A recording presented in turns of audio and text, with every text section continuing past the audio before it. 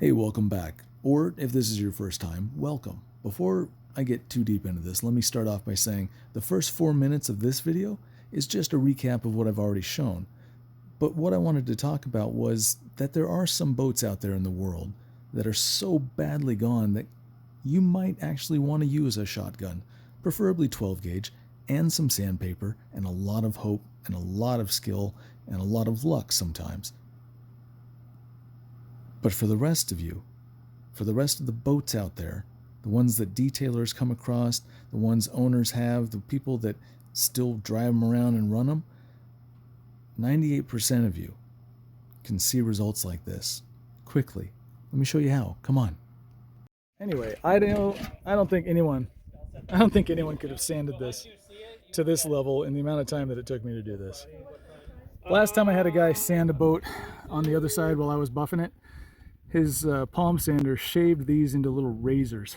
Like it cut the tops open so they weren't rounded, they were just sharp metal. All of them. Not to mention he dug into the trim, he dug into the gunnel. So I'm just going to say it. I'm done listening to anyone tell me that you can polish a boat the same speed or faster with sanding. Now, there are times you've seen me do it where I've maybe got hole numbers on the boat. Maybe I'll just sand that really quick just to get it out of my face. But after that, I'm going to grind and I'm going to get a little dot of sun and I'm going to keep going on the next boat. And this guy's going to be thrilled. So, well, this is just one pass with Super Duty. So all these little crevices and the contours and stuff with these snaps and this tank lid. I mean, come on, just get with it. I know nobody likes to admit that they've been doing it the wrong way for 30 years, but you've been doing it the wrong way for 30 years. I'm sorry to say. I mean, at one point people thought the earth was flat. I know people still think the earth is flat. That's just because there's idiots born every day. Anyway, just Super Duty, guys. And this is the first pass. One, decent pass, but it's just one pass. Now with the heavy cut, let's see what that looks like. After perfected, I mean, come on. It's not even a question. Here's the other thing. If you're a wet sander and you don't like what I do because you don't think that it's possibly as good as what you do, show me. Show me that you've tried what I do first, then come and complain. And honestly, when I say show me that you're doing what I do, use a wool pad made by 3M. Use the products that I use and spend the time that I spend. Use the techniques that I use. And if you don't think that it's better, maybe then I'll buy you a beer. I'll concede. Maybe for you, it's not the right thing. But in, almost 20 years of doing this, I haven't seen any evidence to suggest that wet sanding is a faster way to get this done without destroying, the snaps, the trim, the gunnel. You're gonna be sanding this? What? Who's gonna be sanding that and make it not look like it got sanded? That's all I'm saying. I know, broken record. I just keep saying it. I already know that I've offended and upset some of you, and I apologize. I recently learned that my viewer retention is less than maximum. So I thought I'd just get to the point really quick, and then if you're interested, you can follow along. So here's the oxidized part of the boat that hasn't been touched. You can see where the cover was, just to give you some idea of what that blue looked like before the Super Duty was hit. Now I still have a little bit to do on this boat, and I've already talked about most of what I'm doing. This is simply just an argument for why I preach what I preach, and I don't know why I call it preaching right now, although it feels like I've been preaching. Welcome back. This is going to go pretty quick. Gel coat, it's faded, it's oxidized. You might think that it needs to be wet sanded.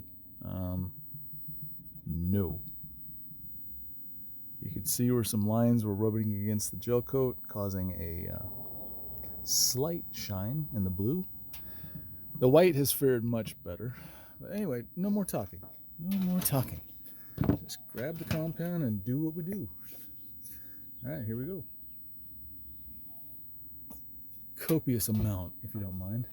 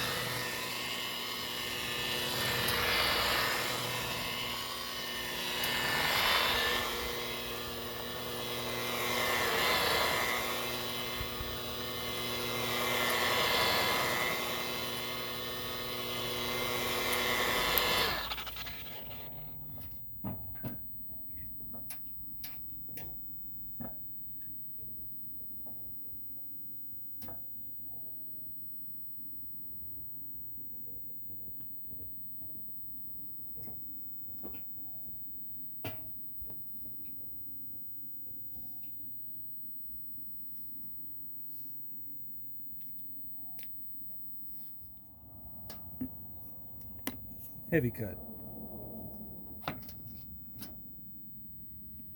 You seem like you've wandered a little bit. Is that possible? Try that. Lots of... Okay.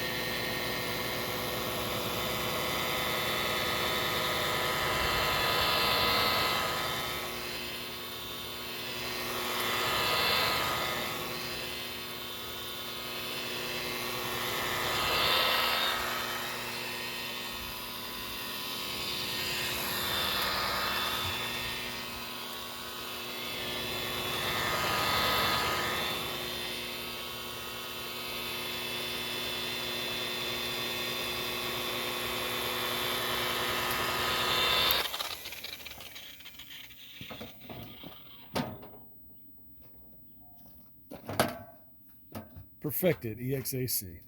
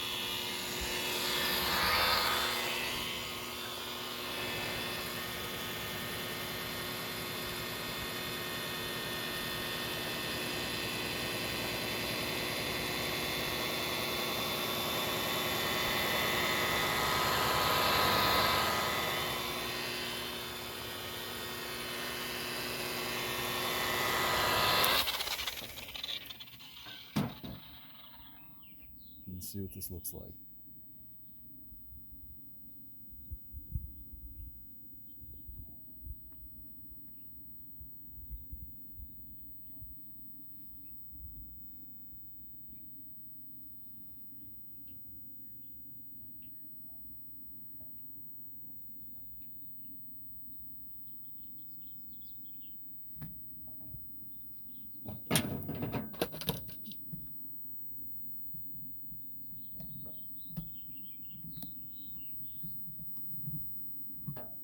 Let's add one more step. Throw on some perfected EXAC on a foam pad and see what we get. Okay, here we go.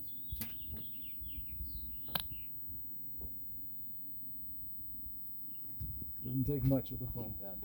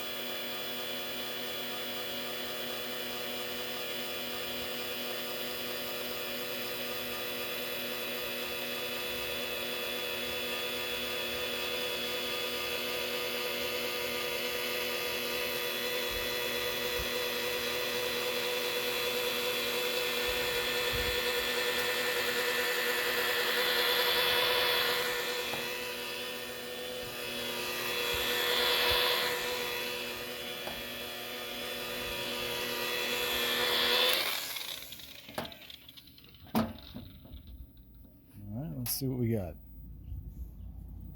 And you'll notice, yes, I'm polishing up maybe the bottom inch of the white part. As soon as there's a decent amount of sunlight, I will probably hop inside the boat and from there work on the white, blend it into the blue.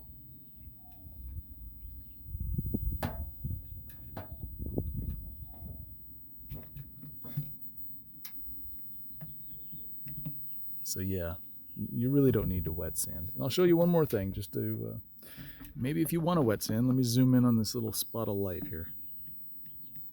Try to get it right in the middle. You want to see some pores? Hey, there's pores. Come on, focus now. There you go. Pores. So if you were sanding this,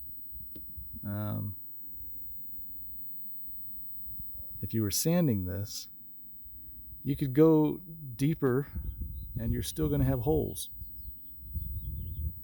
It's just how it is. Sorry that this isn't focusing, but I think I've shown it before. I don't know why it's not focusing. Doesn't matter.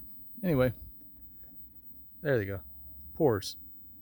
So if you're seeing this dot of light and you're seeing all the speckles out from around it as a detailer, or as somebody's doing this on your own, you might think to yourself, oh man, I got to go harder.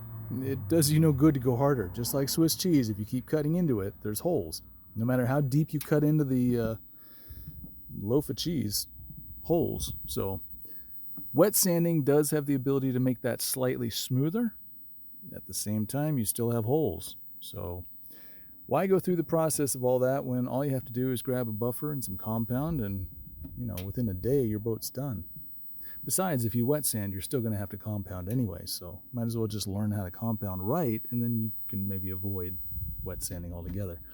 All right, guys, that's all I got. I'm looking at some cloudage coming in, so I'm going to try to finish up this nose of the boat before it gets too bleh. I brought a really big flashlight, and here, I'll tell you what, I'll show you how that works. Not that, you don't understand, but 1 second. Okay, so what I've got is a big old 1,000 lumen junk flashlight. In other words, it throws out a lot of light, but I wouldn't use it as an actual flashlight. So let me see if I can turn this thing on. Okay, power. And with a bright light, you're looking for swirls. You're looking for inconsistencies in the surface, and if you can see them, well, just go harder. If you can't see them, ta-da, you win. Ooh, see how it phases out up here? Gets a little hazy and then cleans up. So this is why you bring bright lights to a boat if it's an overcast day, and this is what I'll be doing for the rest of the time I'm down here, which kind of sucks because every couple inches you have to check it. So, bleh, gross. You know me, I'm lazy. I like to just get in there and do it and then walk away. Hey, speaking of being lazy and getting in there and doing it, I was thinking about you. On the left, we have Panda Stash from Hop Valley, which I highlighted, I think, last time I did one of these. They had Cryo Stash. I don't really remember what it was called. Doesn't matter. In the middle, Starburst IPA. And on the right, Reuben Spot On IPA. So, I thought it was going to be much warmer, so I brought 3 beers. However, eeny, meeny, miny, you. Starburst. If I've already shown you this one, I apologize. But it's a good beer, so we're going to talk about it. Now, this is a slightly more alcoholic beer. This is a 7.8, so after 2 of them, you might feel it. Not exactly sure what they do to their beer. It's out of Portland, so it's very forward-leaning because it's progressive. Anyway, less jokes, more beer. 1 second. All right, well, if you were wondering what the back of my car looks like, here's what the back of my car looks like. Crates for compounds, crates for random spray stuff, crates for polishes and waxes, crates for foam pads, and then just a junk pile for random buffers, and then a ton of wheels and a ton of rags. And there's more rags in the seat up ahead, so. All right, well, here we go. Ecliptic Starburst IPA.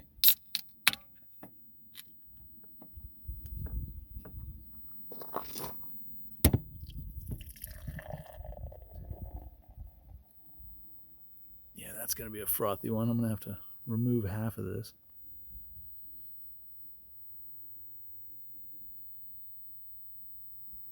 It smells good. Definitely a lot of pine and grapefruit. I don't know if I can catch the light coming through there. Let me get rid of some of the impeding foam and I'll be right with you. All right, well, got rid of most of it. Well, no, I guess I didn't. All right, here we go.